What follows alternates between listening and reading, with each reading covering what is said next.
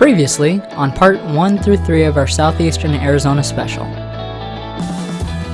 We began our journey in Green Valley and set out east into the Santa Ritas before reaching our overnight stop at Kentucky Camp. Then we traversed the Patagonia Mountains visiting old mining camps before following the U.S.-Mexico border east through Coronado National Memorial and into Bisbee. Finally, we spent yesterday exploring above and below Bisbee and Tombstone before completing the 30-mile drive through the Dragoons on the toughest trail we had encountered so far. Today, we'll continue with days 4 and 5 of our epic journey. We set out from Cochise Stronghold and head east, crossing the bizarre Wilcox Playa before visiting Fort Bowie and camping high into the Chiricahuas. Finally, we'll wrap up our trip by driving through scenic canyons to the destination at the end of the trail, Paradise.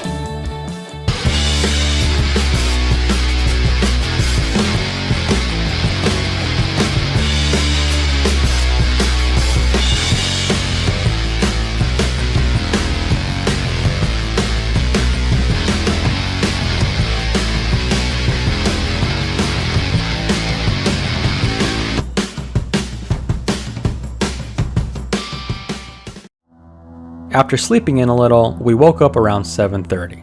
Upon stepping outside, we were surprised with one hell of a view. The towering rocks of Cochise Stronghold dwarfed our seemingly small cabin. This area was known to be a hideout for the legendary and fearless Apache leader, Cochise himself. The stark beauty clashed with the rugged terrain and showed why this area of the Dragoons would provide such a formidable defense position for Cochise and his band of Chiricahua Apaches, and why the US had such trouble tracking down these small bands. After considerable time enjoying the outside, we grabbed a quick bite and set out on the long process of packing up our gear and loading the Jeep once again. Upon leaving here, we would be heading northeast on paved roads before reaching another terrain. We aired up before leaving the cabin, and by 10 a.m. we were rolling out of the gate with the cabin and Cochise Stronghold in our rearview mirror. This had proved to be a great overnight stop. We were glad to have been able to grab a shower and a good night's rest. A short stint on Highway 191 northbound, and we were faced with yet our next obstacle. We turned off the paved road and headed east into new territory.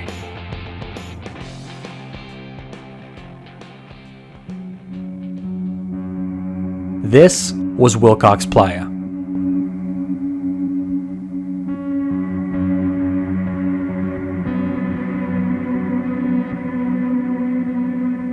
This dry lake bed spans over 80 square miles, and only about a cool 15,000 years ago, this lake was much larger and wetter, having a depth of around 45 feet.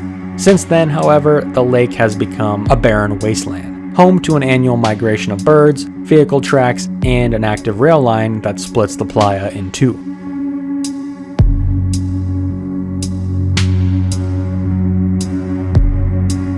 We drove out into the eerie surface and stopped to take it all in. The surface is somewhat soft and malleable, giving way underfoot and under vehicle load. At one point, the southern part of the playa was actually used for bombing practice during World War II by the nearby Davis-Monthan Air Force Base. At this time of year, however, not much greets you other than the occasional dust devil and train passing by.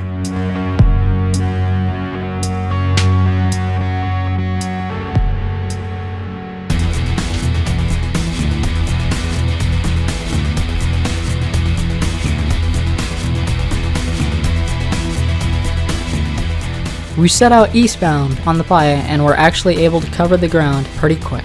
The Jeep didn't really struggle as we trucked along the strange terrain.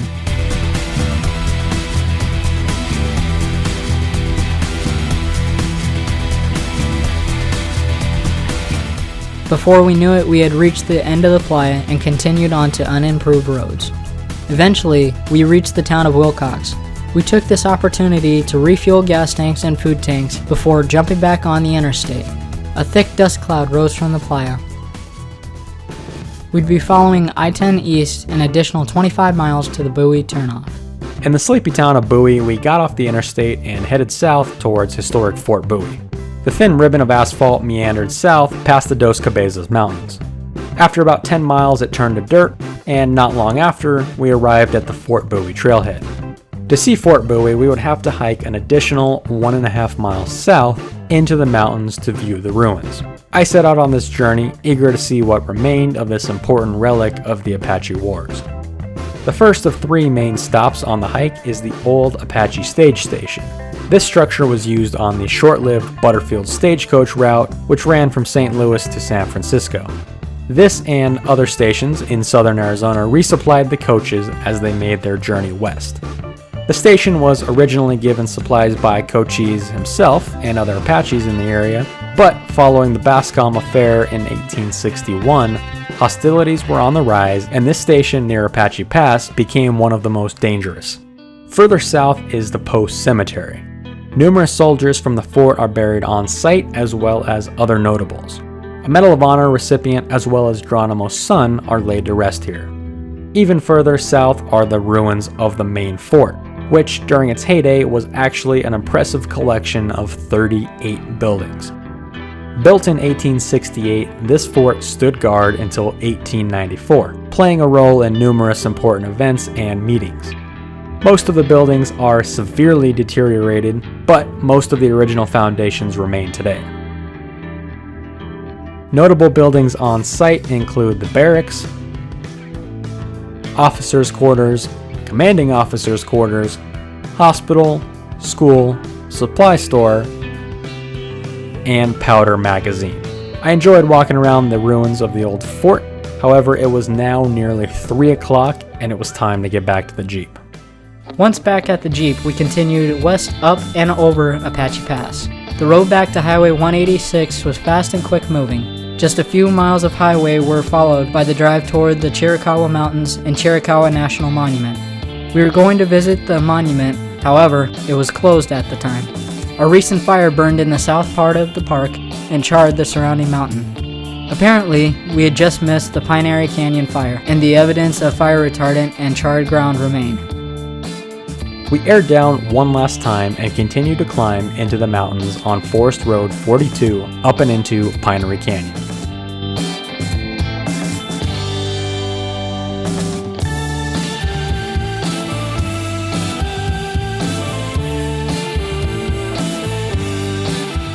The road climbed, and just when we thought we were done, climbed a little bit more. The trail remained in fairly good shape and the views were constantly improving.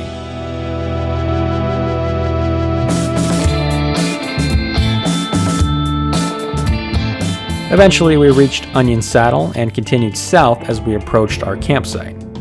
Up here the elevation was around 8,000 feet, which wasn't a problem. What was a problem, however, was the wind. Even at 5 o'clock, the strong wind gusts made the mountain air quite chilly, and we were concerned about staying warm for the night. We drove around a little bit, looking at different camping options around the scenic Rustler Park area, before settling on a place in the shadow of Barfoot Lookout. We set up camp as the sun dropped below the horizon. We kept things close to the Jeep so we wouldn't have to worry about things blowing away.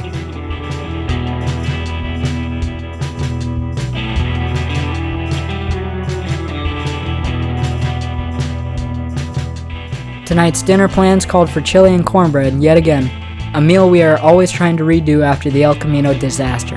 However, early fire restrictions throughout the state and recent evidence of fire forced us to revise our plan. We ended up falling back on the old classic, kielbasa and glorious cheese whiz, and oh boy, was it good once again. The temperatures dipped into the high 40s that night, and we enjoyed a pretty decent night high up in the Chiricahuas. We awoke to beautiful weather and some beautiful views in this heavily forested area near Barfoot Park.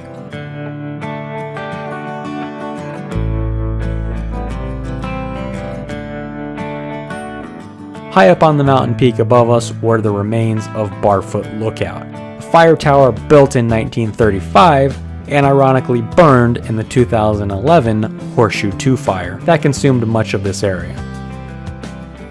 After a healthy breakfast of oatmeal and Spam, we loaded up the Jeep one last time.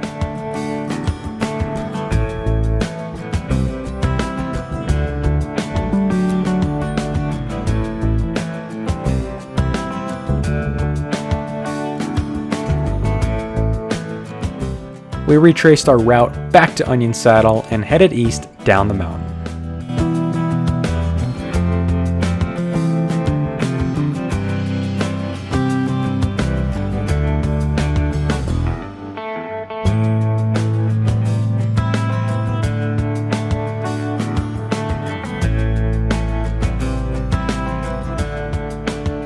The trail dropped quickly. Within minutes we had traversed the narrow and winding mountain road, and the temperature was already beginning to warm up.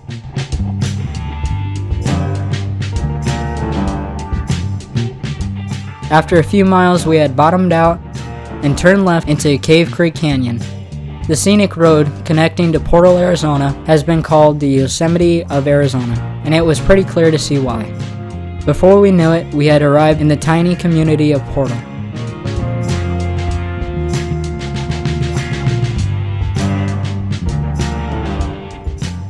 We headed west for one final stint on dirt roads. We traveled 5 miles west, passing through the near ghost town of Paradise at the base of the Chiricahua Mountains. Paradise was once an active mining town, developed by the Chiricahua Development Company in 1901. The town held saloons, stores, and even a jail until it was abandoned in 1943. All of 5 residents remain today in a town that doesn't have much more than a few buildings and a pretty empty cemetery.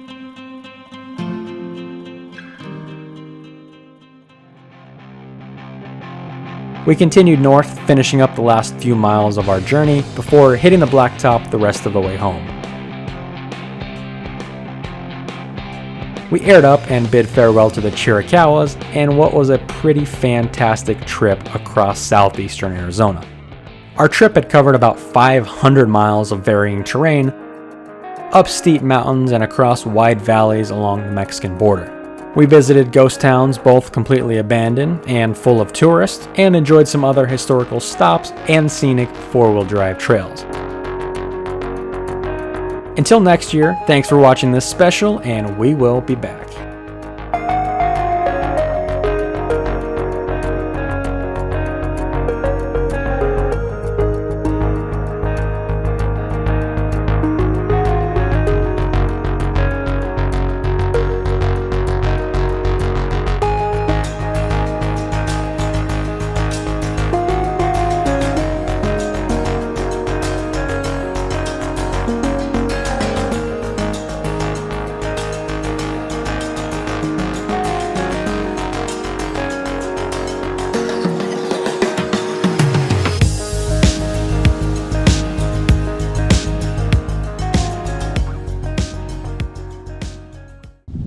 Strapped on. It's almost like they don't want you doing this. Dinner time.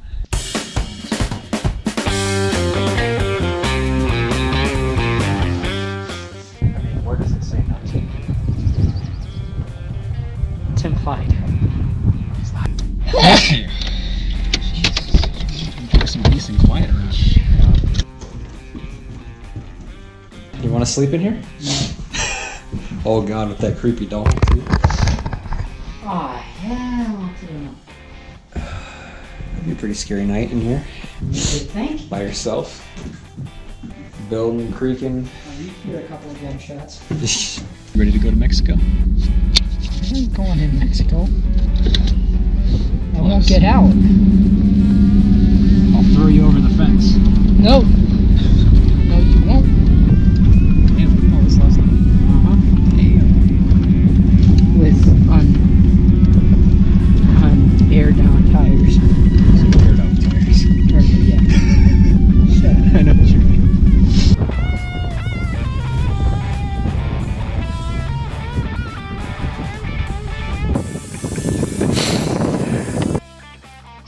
Whoa.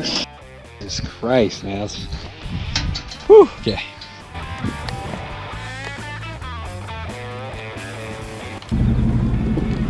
Alright, meet you down there.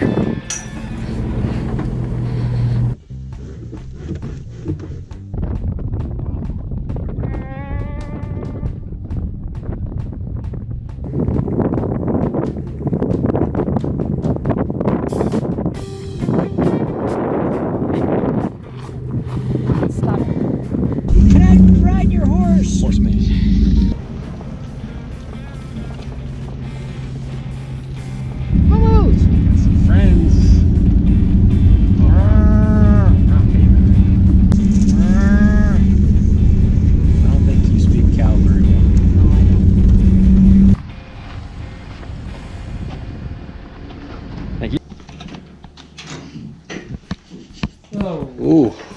board. What died in there? Oh, there you go. You gotta provide your own, I guess. It's not much, but it's something, I guess.